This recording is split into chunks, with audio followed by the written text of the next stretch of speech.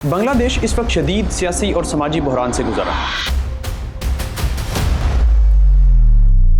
شیخ حسینہ واجد کی حکومت گرانے میں اہم کردار ادا کرنے والی سیاسی تحریک کے نوجوان رہنما شریف عثمان ہادی کی ہلاکت کے بعد ملک بھر میں ہنگامے پھوٹ پڑے، جس کے دوران پرتشدد مناظر بھی دیکھنے میں آئے۔ عبوری حکومت نے شریف عثمان ہادی کی موت کے بعد ایک روزہ قومی سوگ کا اعلان کیا ہے۔ یاد رہے کہ شریف عثمان ہادی کو گزشتہ ہفتے ڈھاکہ میں اس وقت نشانہ بنایا گیا جب وہ ایک مسجد سے باہر نکل رہے تھے۔ چہرہ ڈھانپے ہوئے نامعلوم حملہ آوروں نے ان پر فائرنگ کی، جس کے بعد انہیں تشویشناک حالت میں پہلے ڈھاکہ میڈیکل کالج ہسپتال اور پھر ایک نجی ہسپتال منتقل کیا۔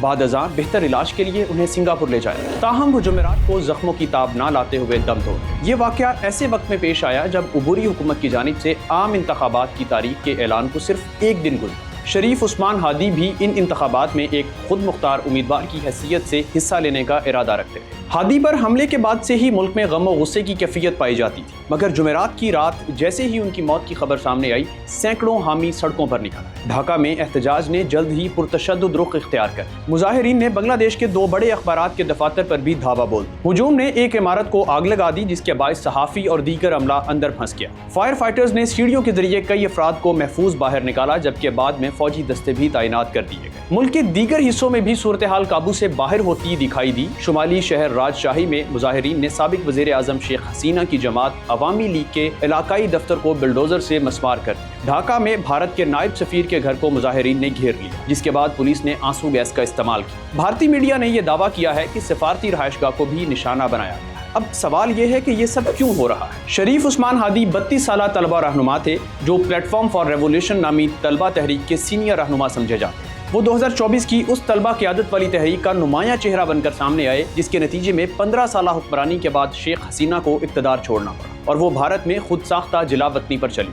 ان کا کہنا تھا کہ انہیں مسلسل جان سے مارنے کی دھمکیاں دی جا رہی ہیں۔ سوشل میڈیا پر ایک پوسٹ میں شریف عثمان ہادی نے انکشاف کیا تھا کہ انہیں کم از کم 30 مقامی اور غیر ملکی نمبر سے دھمکیاں موصول ہیں، جن میں ان کے گھر کو نظر آتش کرنے اور ان کی والدہ، بہن اور اہلیہ کو نقصان پہنچانے کی بھی دھمکیاں شامل تھیں۔ 12 دسمبر کو موٹر سائیکل پر سوار نقاب پوش حملہ آوروں نے انہیں سر میں گولی مار۔ یہ حملہ ایسے وقت ہوا جب ملک میں عام انتخابات کے اعلان نے سیاسی ماحول کو پہلے ہی حساس بنا رکھا۔ بنگلہ دیشی پولیس کا کہنا ہے کہ شوٹر اور موٹر سائیکل ڈرائیور دونوں کی شناخت ہو چکی اور خدشہ ظاہر کیا جا رہا ہے کہ دونوں حملہ آور غیر قانونی طور پر بھارت فرار ہو گئے۔ عبوری حکومت کے سربراہ اور نوبل امن انعام یافتہ محمد یونس نے اس قتل کو ایک طاقتور نیٹ ورک کی سازش قرار دیا ہے۔ یہ تمام واقعات ایک ایسے نازک موڑ پر پیش آ رہے ہیں جب بنگلہ دیش ایک نئے سیاسی مرحلے میں داخل ہو رہا ہے۔ الیکشن کمیشن کے مطابق ملک میں عام انتخابات 12 فروری 2026 کو ہوں۔ یہ شیخ حسینہ واجد کی معزولی کے بعد پہلے قومی انتخابات ہوں۔ عوامی لیگ کو انتخابی عمل سے باہر رکھا گیا ہے، جبکہ 3 مرتبہ کی سابق وزیر اعظم خالدہ ضیاء کی جماعت بنگلہ دیش کی نیشنلسٹ پارٹی کو کامیابی کا مضبوط ترین امیدوار سمجھا جا رہا ہے۔ تاہم خالدہ ضیاء شدید علیل ہیں، اس وقت ڈھاکہ میں زیر علاج ہے، جبکہ ان کے صاحبزادے اور سیاسی جانشین طارق رحمان گزشتہ 17 برس سے برطانیہ میں جلا وطنی کی زندگی گزار رہے ہیں۔ طارق رحمان کا کہنا ہے کہ وہ سیاسی انتقام کے باعث ملک چھوڑنے پر مجبور ہوئے تھے، تاہم انہوں نے انتخابات میں حصہ لینے کے عزم کا اظہار بھی کیا ہے۔ الیکشن کمیشن کے مطابق ملک میں 12 کروڑ 70 لاکھ رجسٹرڈ ووٹرز موجود ہیں، جن میں سے 40 لاکھ سے زائد نئے ووٹر بھی شامل ہیں۔ پارلیمنٹ کی 300 نشستوں کے علاوہ خواتین کے لیے 50 مخصوص نشستیں بھی ہوں۔ عبوری رہنما محمد یونس کا کہنا ہے کہ بنگلہ دیش ایک نئے مستقبل کی دہلیز پر کھڑا ہے، مگر موجودہ حالات یہ ظاہر کر رہے ہیں کہ یہ راستہ آسان نہیں ہوگا۔ شریف عثمان ہادی کی ہلاکت نے نہ صرف ایک نوجوان سیاسی رہنما کی جان لی، بلکہ ایک بار پھر بنگلہ دیش کو